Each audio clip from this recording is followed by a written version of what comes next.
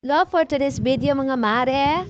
Andito na naman kami sa mall. Gumala na naman ng mga person. At yun na nga, sinama na rin namin si Ella. Gawa ng walang magdadantay talaga kay Ella. Kaya yun, palagi talaga namin siyang kasama ni Dada. Sa tuwing umaalis talaga kami ni Dada, sinasama talaga namin si Ella. Gawa ng dumidede sa akin si Ella. Ayaw pa kasi niya mag-battle at ayaw pa rin namin ni Dada na ipa-battle siya. Gawa ng wala pa kaming budget sa ngayon, wala pa kasing work si Dada. Wala pa kasing trabaho si Dada, hindi pa siya titawagan sa trabaho niya. Kaya tiis-tiis muna ang mami. Kahit minsan kinakagat na nga niya, sasaktan ako pero tinitiis ko na lang hanggang may magkatrabaho na si Dada tsaka na namin siya ibabattle. Hindi, plano din talaga namin ni Dada na 2 years old talaga namin siya iba-battle fade. Kasi gawa na nagninipin pa kasi si Janela. Mas maganda pa kasi sa baby na habang naninipin siya, dumidede siya sa akin.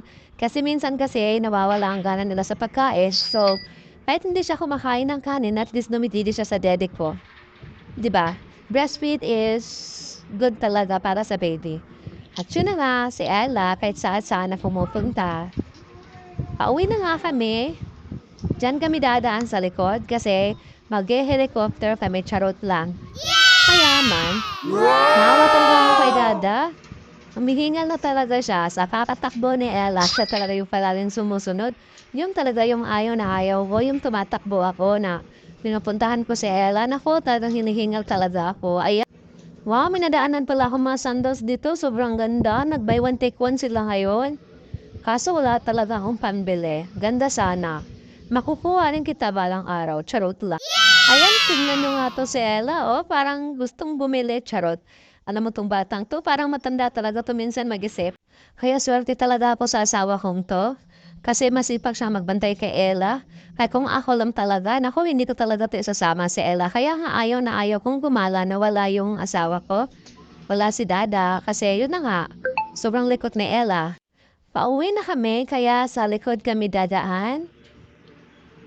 Ayan, may public market dito. Ewan namin, nalito ako kung saan kami dadaan. Ayun, sabi naman ni Dada, dito daw kami sa kabila.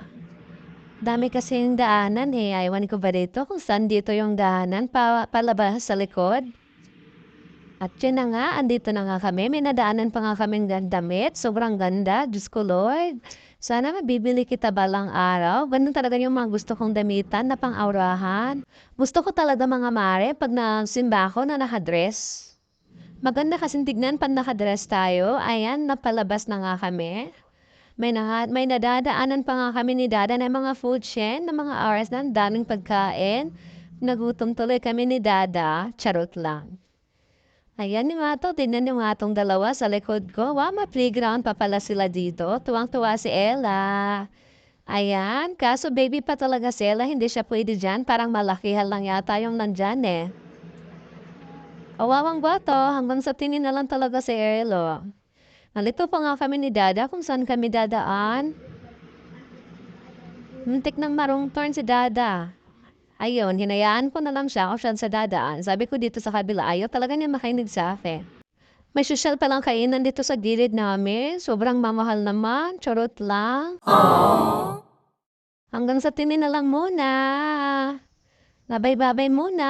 Nalilito talaga kami saan kami dadaan ni Dada. Sa katigasan ng ulo ni Dada, muntik na yata siya marongtorn. Hinayaan ko na lang talaga siya. O hanggang saan siya dadalhin ng paa niya. Charot, paa. Paa talaga. Ayan, muntik pa ngang nahulog yung mga dala ko. Buti na lang nakita ni Dada. Ayan, tuloy. Tinan niyo si Dada, bumalik sa daan niya. Ayan, narong turn na yun. Ayan, sinundan ko na lang talaga siya. Ayaw kasing makinig sa akin, yon. Talon ka na dyan. Ginusto mo yan, charot. Talon din ako dyan. Sumunod ako sa kanya. Ayan, dito kami sasakay. Sasakay kami, magla-landing yung helicopter namin dyan. Charot lang. Ayan, napanaw na namin yung helicopter namin. Siya, hanggang dito na lang muna kami mga mare ha.